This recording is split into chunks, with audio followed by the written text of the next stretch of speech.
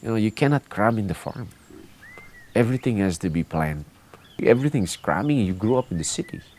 The plants wouldn't give a shit.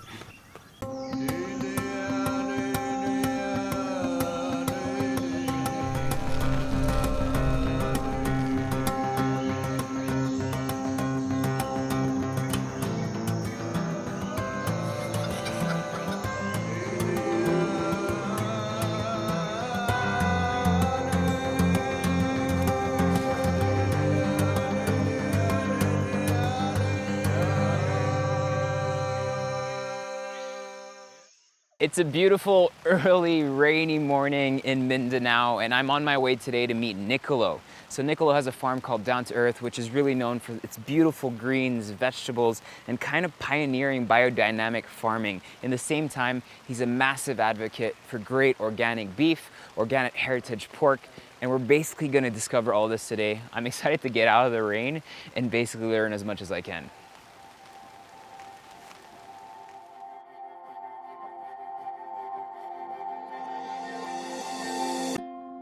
I grew up in a farming family, so we always had cattle in our backyard and doing all kinds of crop production, and sometimes and then we had like chickens, and we'll try a few pigs. So this was something that we talked about during the meals every day. Getting into organic production, actually, it was more of an accident. We had our beef production, and sometime in the early 90s, regulations started to come in requiring us to compost the waste that we were producing. It was very expensive to do that, and our production cycle was not really geared towards that. So it has really evolved over the years. I think it got us to a different level when we started exploring biodynamic farming. Biodynamic farming is really looking at the farm as an organism. You're looking at it from different angles, not only just growing a crop by not using any chemicals or input, but there's the people involved, there's the environment involved. I think it's just a process, we're still learning a lot. Off the grid was just, at the time when we started this biodynamic, is let's get this to a different level. The ethics behind it, let's try to produce something without using fossil fuel. This was a wild attempt. We don't know if it was gonna sustain itself, but we always love to try new things. When we see something interesting, let's try to grow it, let's try to see if we can produce it. And many times we fail. We love what we're doing, and tomorrow's gonna be another day. All these little opportunities always come from things that you don't really expect. How do you differentiate sometimes when it's a weed or it's something that you can actually eat? Or We used to have a guy, but he had a stroke. He was really into this, and So he was. really We were foraging with him all the time. We'd go in the forest. yeah, that's amazing. We lost him last year. He can't even recognize me anymore. It's a pity. When we started growing off the grid, we depended a lot on indigenous knowledge, and they depend on the calendar. Very similar to the indigenous people farming methods that has proven to work for thousands of years. But in the last couple of years, the biggest slap that we got was when we had our first typhoon. I think in the history of Mindanao, we had Sindong, and we got devastated.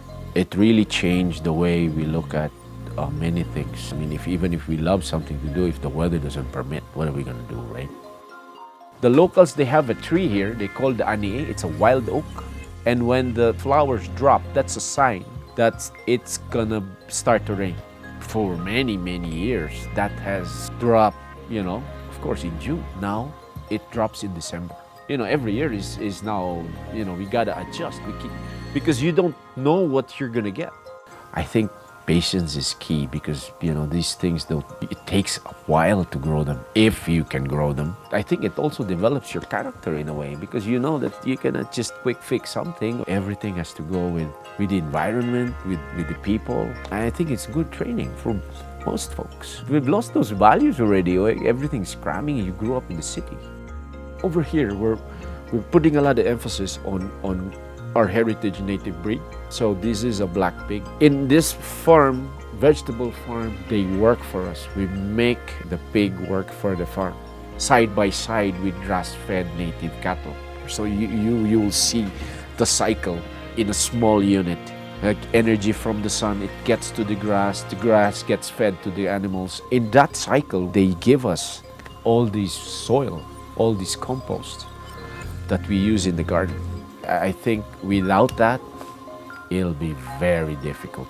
That's the soul of the farm. We just applied that maybe 2 weeks ago or last week.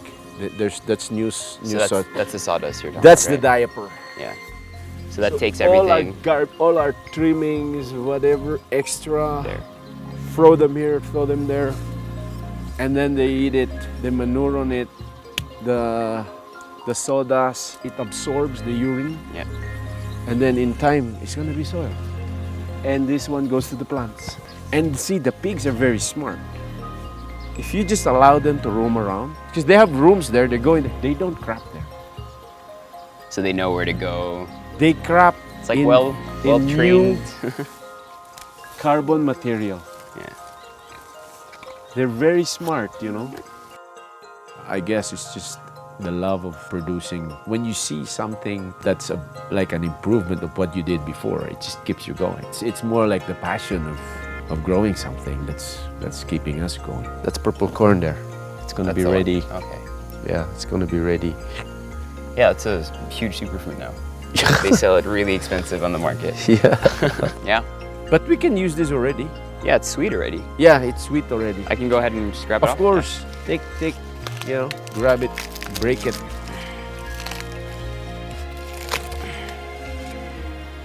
Yum. You don't even need to cook this. It looks really cool already. Yeah, I just Just as is. See, this is why we need to bring people here. They're gonna freak out. really, yeah. Yeah.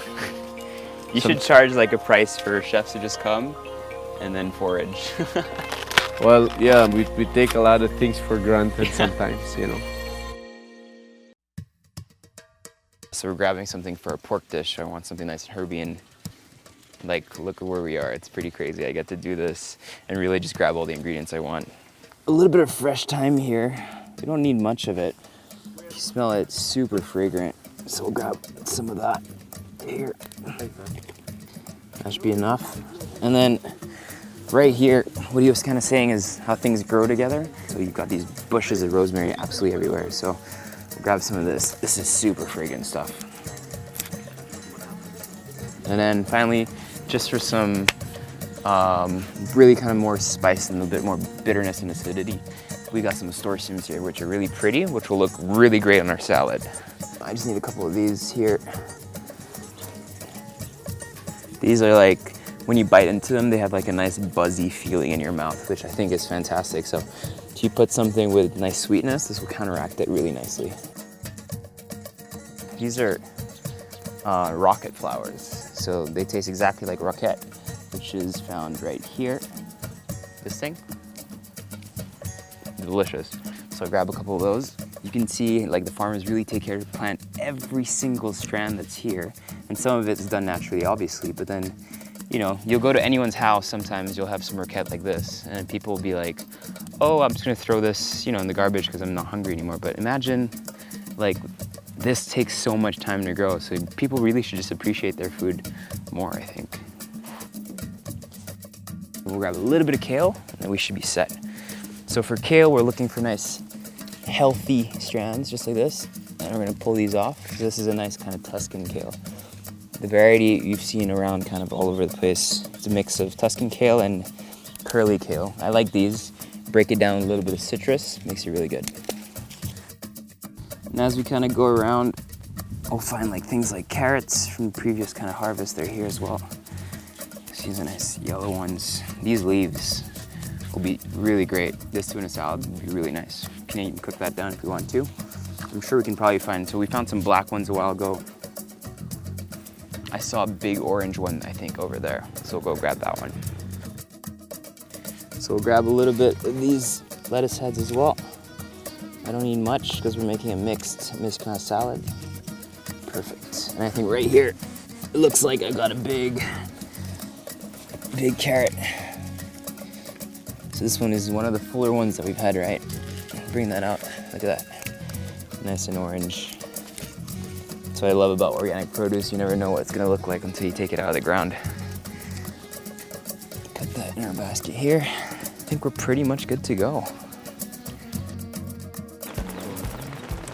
So we are now experiencing the infamous rain over here in Bukidnon. We just got out right in time. We were able to kind of like pick out exactly what we wanted. I got a bunch of vegetables, a bunch of herbs, a bunch of things for a salad.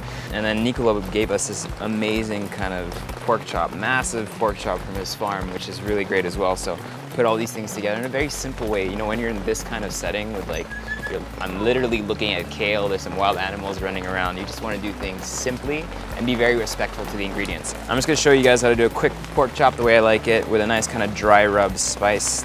So my salt goes on. What I love about cooking outdoors, it's all about kind of just feeling the ingredients. It's not necessarily about kind of how clean you can do things. Then I'm going to do a little kind of dry rub with my McCormick spices here. So some Spanish paprika, which I'm going to do on both sides. I'm going to start off with this side here. Then I've got some garlic powder. And then finally I'm gonna hit it with just a little bit of chili pepper, that nice heat. Flip it on the other side, do exactly the same thing. Chili powder, paprika, and then a little bit of my garlic powder. Finish up with some salt. Just really rub all that in, just to really get that flavor in there. And we can go ahead and put that on a nice medium hot spot on the grill and cook that kind of slowly while we work with our other ingredients. Now that my pork's on there, I'm gonna go ahead and work with our purple corn here. I just open that up. This is already really kind of naturally sweet, so I just want to caramelize it a little bit more. So I'm just gonna cook that right next to here. And then we're gonna grab some of our purple haze carrots. So I'm just gonna take off the tops. I'm gonna use these for later on as well, so these go right on the grill as well. And all those colors together just come nicely already. You wanna make sure you monitor your fire so it gets nice and hot, so it cooks the meat, but at the same time it doesn't overcook it too quickly. What I like to do usually when it's on the grill, I'll add a little bit of olive oil on my vegetables and on my pork. Just let that come together nicely. And we're gonna add a little bit of salt to my vegetables as well. Next, for our salad, we've got beautiful herbs and lots of kind of great, you know, little mini micro herbs that we found, some nicer, bigger herbs that we found. So we're just gonna do a mix match of that. It's all about kind of just making sure that you're using these produce in the best way possible by just adding very little flavor to it because it's already so good. So I'm gonna start off with some nice little local limes that they call Daez. Rub that down. I'm gonna extract most of the juice as I can from it. To that, I'm gonna add a little bit of olive oil and some salt. Mix that in together. That's already so good. Then I'm gonna go ahead and start working on all those vegetables that I have. So we've got our beautiful Tuscan kale right here. All I'm gonna do is cut that up into 4 pieces and start this off with the dressing that we have here. The lime will kind of help break down that kale already. So that's gonna absorb all that first flavor. And then we're gonna start adding all our other stuff. So I got my beautiful kind of rocket here, which I'm just gonna add in. It's kind of amazing being here and being able to work with all this produce. And that pork smells so good. You can get the flowers as well because those are important. So now that my kale is broken down, I'm gonna mix those things together. Go ahead and grab my lettuce from a while ago as well. Just separate these. Then I've got this gorgeous kind of silver beets. So we're just gonna go ahead and chop these up. I wanna use this middle part here. Toss this all in. That color is just already so vibrant. Put some of the leaves in there as well. So each time I'm tossing it like this, I'm just making sure that's properly coated with everything. So you got already that base salt, got that olive oil. Then you can go ahead and flip my pork. So yeah, nice caramelization, which is exactly what we want. Our corn can be flipped already. Start working on carrots. Carrots and corn, it's really up to you how long you want to get it in. I like my carrots to really release all that sweetness nicely. With the pork, we just want to get it to a point where all that fat is kind of just slowly cooking down and slowly melting away. Next, I'm going to use some of these carrot leaves that we got from a while ago. Tear these up and just kind of sprinkle these on top. On our pork now, we're going to go ahead and just take some rosemary and kind of just stick it under it. I'm gonna put some on the fire as well so that some of that flavor just comes out. You'll see like some smoke coming out, which is important. And do the same thing with my thyme as well, a little bit everywhere. All right, so our pork's pretty much done. So all you need to do is kind of just take it off the fire, let that rest for about 2 minutes. Look at that beautiful caramelization. All that seasoning is right on there and it's on point. So I'll let that rest for a couple minutes while I finish my other knob of corn. But these vegetables, they might look really charred, but that's exactly where you want them to be because all that flavor from that charcoal really comes out nicely. My carrots are perfectly cooked as well. Look at that beautiful kind of purple color that comes out. It's absolutely marvelous. And then my carrots, I'm just gonna slice into a couple pieces as well. Really rustic stuff, but those colors really come out and it's like perfectly cooked. So you want those to be still nice and crunchy. And that's pretty much all the elements of our dish, really simple stuff. Then we're gonna grab our pork, and then we're gonna go ahead and just cut that. Should be nice inside, perfectly cooked.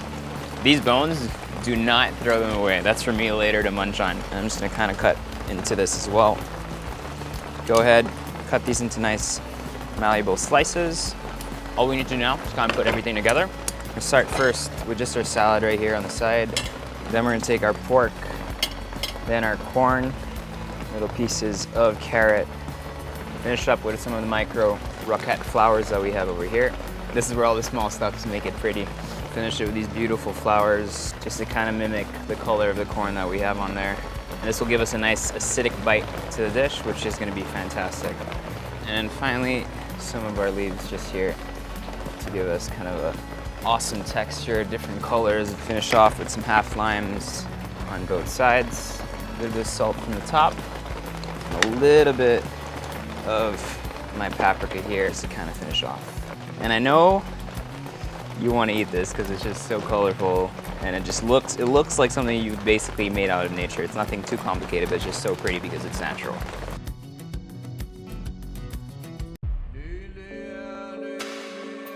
Masano Fukuoka once said, "The ultimate goal of farming is not the growing of crops, but the cultivation and perfection of human beings." It's funny how eating has become so trivial. Really take a moment to think about it. It's probably the most intense and intimate thing a person could do. The action of putting something in your mouth and consuming it, having it become a part of you, releasing its nutrition and becoming fuel for your body, for your being. So how come we've lost touch with our food? We ingest things unknowing of where they come from and what they've been through, trusting the system to protect what's best for us. We chop our salads, toss them with some sauce, eat until we're full, and throw out the rest without ever realizing that that single lettuce leaf left on your plate took months to grow and a team of passionate people to plant. Don't be that person. Appreciate what's in front of you. Realize how nature has blessed us with gifts. Take steps to support sustainable environmental solutions. Get involved in local farming and see how quickly you start feeling and eating better.